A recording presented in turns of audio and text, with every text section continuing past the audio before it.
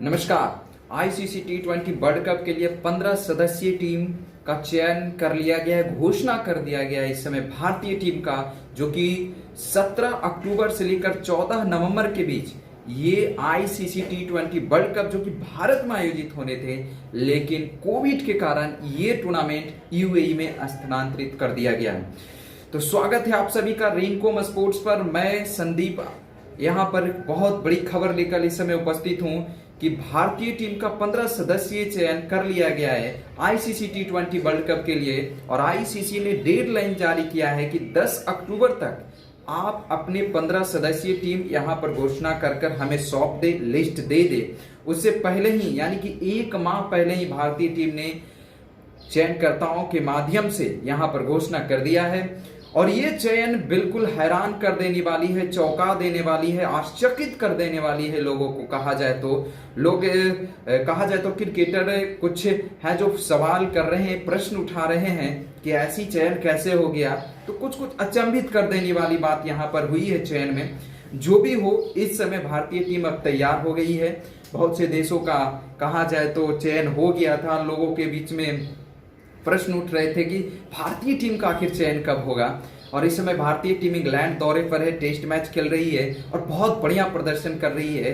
क्या बेहतरीन वापसी की है, जहां पर एक पारी और 76 रन से मैच को हार गई थी तीसरे टेस्ट में। वहीं चौथे टेस्ट में क्या शानदार पारी के लिए बहरहाल छोड़िए वो सब बातें, लेकिन अब मैं बताने जो जा रहा हूं कि कौन कौन वो खिलाड़ी हैं जो आपके सामने वो खेलते हुए नजर आएंगे आईसीसी टी20 वर्ल्ड कप में। वो कौन खिलाड़ी हैं जो लोगों को आश्चर्यचकित कर दिया है, चौंका दिया है, और लोगों के बीच में क्या प्रश्न उठ रहे हैं वो उसको पर भी मैं बात करूंगा। तो चलिए, सबसे पहले मैं आपको बता देता हूं कि जो चौंकाने वाली बात है वो ये है कि भारतीय टीम के अंदर जो कि 4 साल से बाहर चल रहे थे, उनका जो अंतिम मैच था टी20 की बात की जाए तो 9 जुलाई 2017 को खेला था वेस्ट इंडीज के खिलाफ, और वनडे भी वही श्रृंखला के बीच में जो सीरीज हुई थी एक खेला गया था, उसी में खेला था। मैं बात कर रहा हूं आर अश्विन का। और उस मुकाबले में जो आखिर मुकाबले खेला था, उन्होंने 4 ओवर में 39 रन मात्र उन्होंने खर्च किए थे और कोई विकेट नहीं मिला था, लेकिन उनकी वापसी हुई है।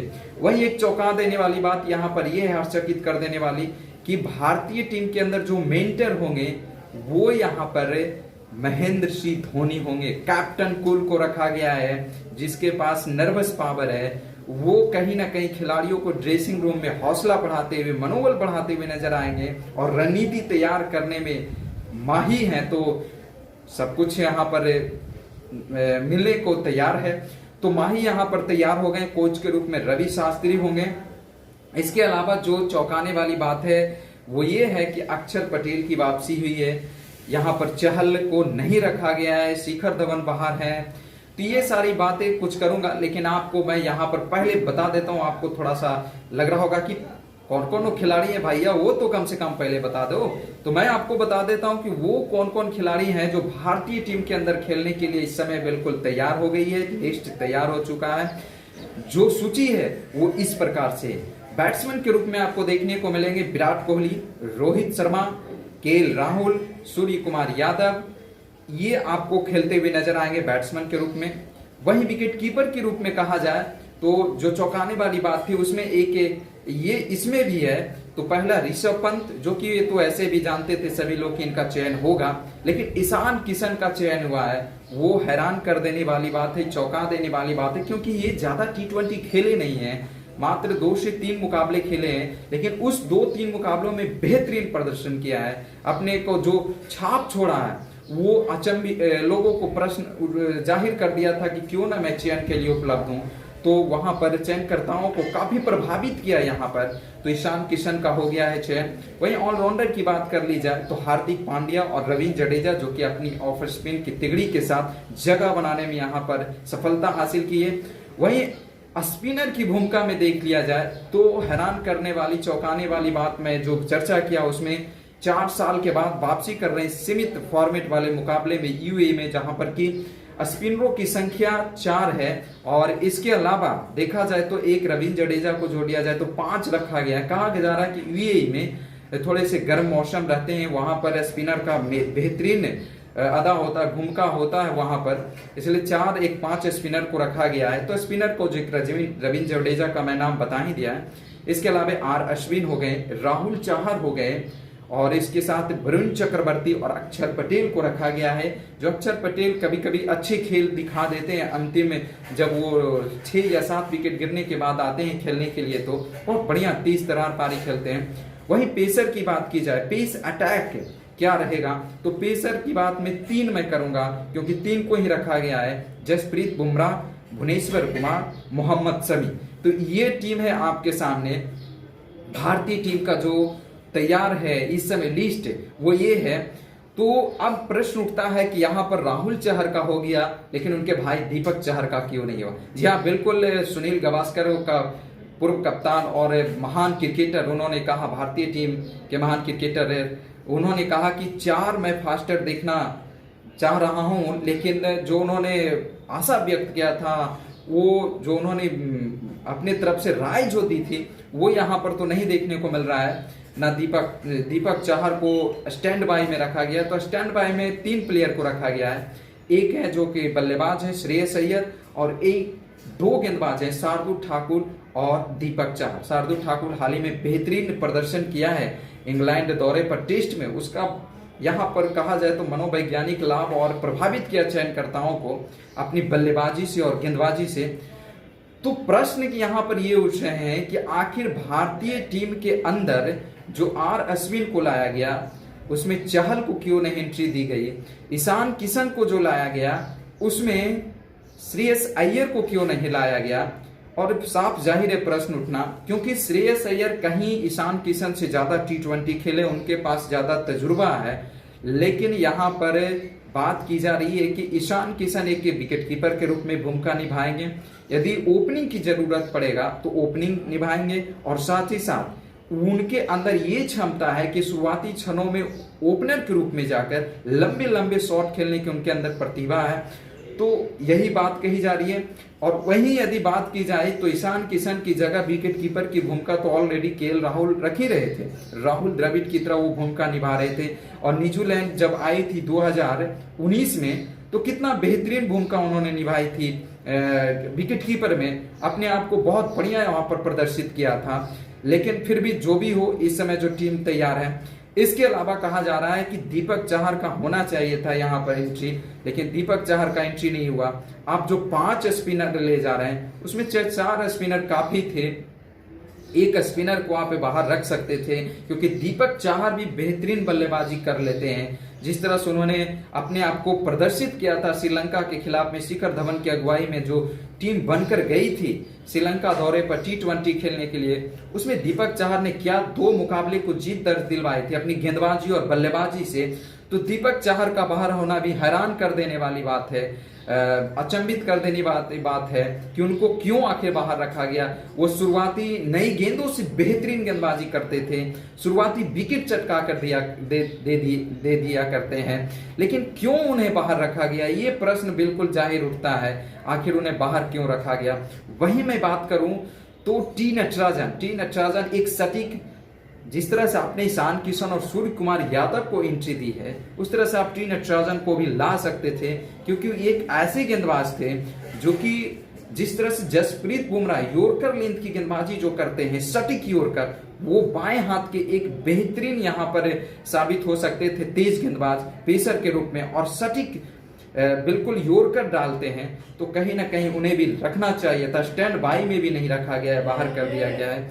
तो जो भी हो, इस समय यदि मैं सूर्य कुमार यादव की बात कर लूं तो सूर्य कुमार यादव अब तक 4 मुकाबले खेले, जिनमें 3 पारी खेलने का उनका मौका मिला, और 3 पारियों में 169.51 के स्ट्राइक रेट से उन्होंने 139 रन बनाए हैं और कुल 2 अर्धशतक जमा चुके हैं। इसी का फायदा उन्हें मिला है, और मुंबई इंडियंस की तरफ से खेलते हुए बहुत बढ़िया बल्लेबाजी की है, और एक भरोसेमंद खिलाड़ी के रूप में उन्होंने खड़ा उतरा है भारतीय टीम के अंदर, जो ये 4 मुकाबले में खेले हैं। और वहीं बात कर ली जाए राहुल चहर की, तो राहुल चहर इकलौते रिस्ट स्पिनर के रूप में जा रहे हैं।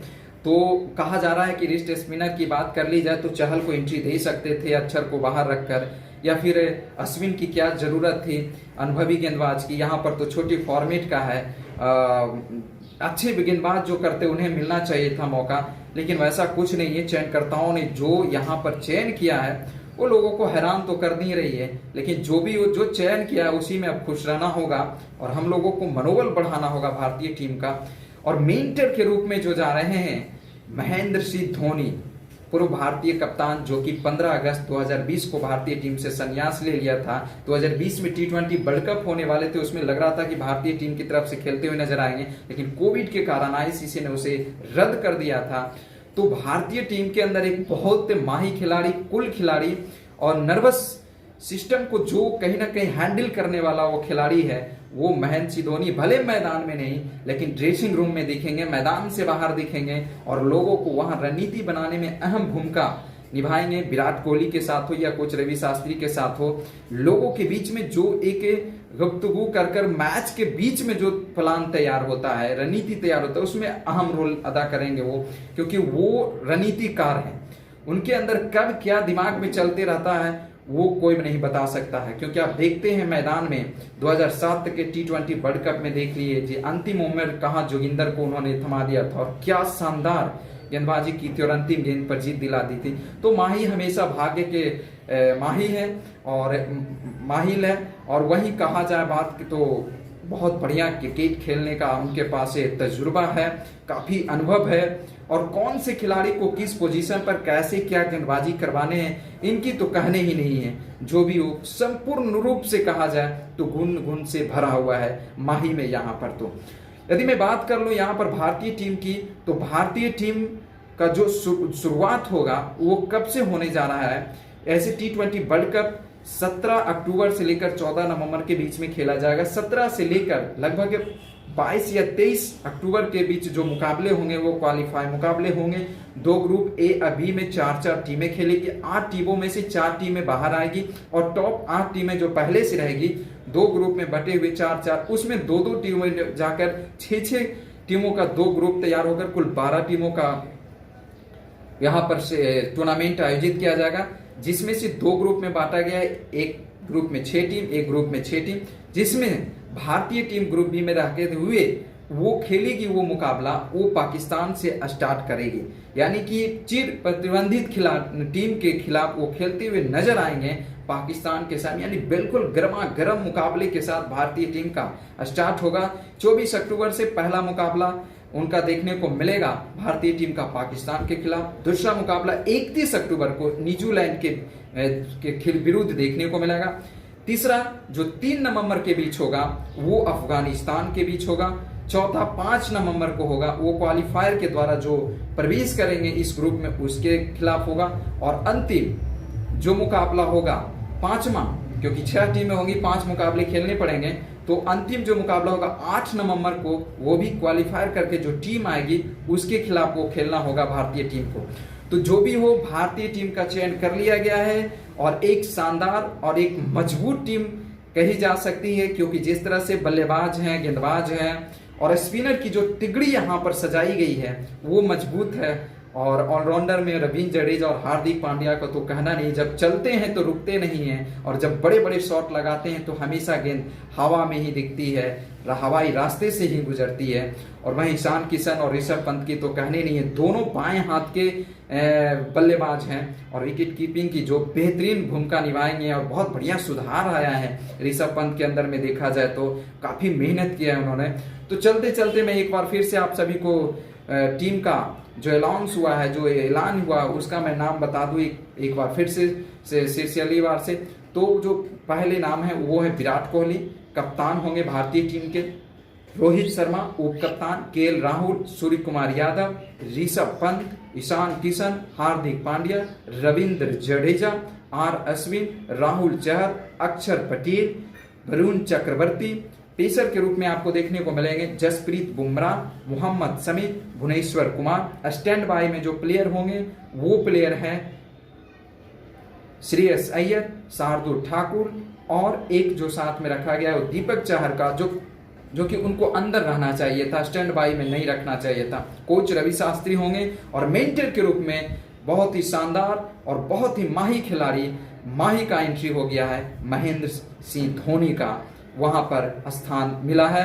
तो जो भी हो, इस सूचना के साथ मैं आप सभी से विदा लेता हूं कि भारतीय टीम इस समय तैयार हो गई है आईसीसी T20 वर्ल्ड कप खेलने के लिए अपनी 15 सदस्यीय टीमों के साथ, जो कि 24 अक्टूबर से अपने आगाज की शुरुआत करेगी और 17 अक्टूबर से T20 वर्ल्ड कप का शुरुआत होने जा रहा है। और 19 सितंबर, आप याद रखिएगा, 19 सितंबर से जो शेष रह गए थे 31 मुकाबले आईपीएल के, वो यूएई में आयोजित होने जा रहा है। वो आपको देखने को मिलेगा 31 मुकाबले। उसके बाद ठीक उसके बाद वहां पर T20 वर्ल्ड कप शुरू हो जाएंगे। तो आप दिल थाम कर बैठे रहिए और बिल्कुल इंतजार कीजिए। इस बड़े और कड़े मुकाबले के मंच के इंतजार में आप बस थोड़े 1 से माह का और इंतजार कीजिए और ये मुकाबला आपको देखने को मिला। लेकिन T20 का गर्मा गर्म मुकाबला आपको बहुत ही जल्द मात्र 10 दिनों के अंदर देखने को मिल जाएगा। और T20 वर्ल्ड कप भी यूएई में होगा, जिस तरह से आईपीएल हो रहे हैं कोविड के कारण। तो चलिए, सूचना के साथ उपस्थित हुआ था कि वर्ल्ड कप के लिए भारतीय टीम का चयन कर लिया गया है। डेडलाइन से पहले ही आ गया, 1 माह पहले। लोगों के बीच प्रश्न उठ रहे थे कि कब भारतीय टीम का चयन होगा, तो लीजिए आप लोगों को मिल गया।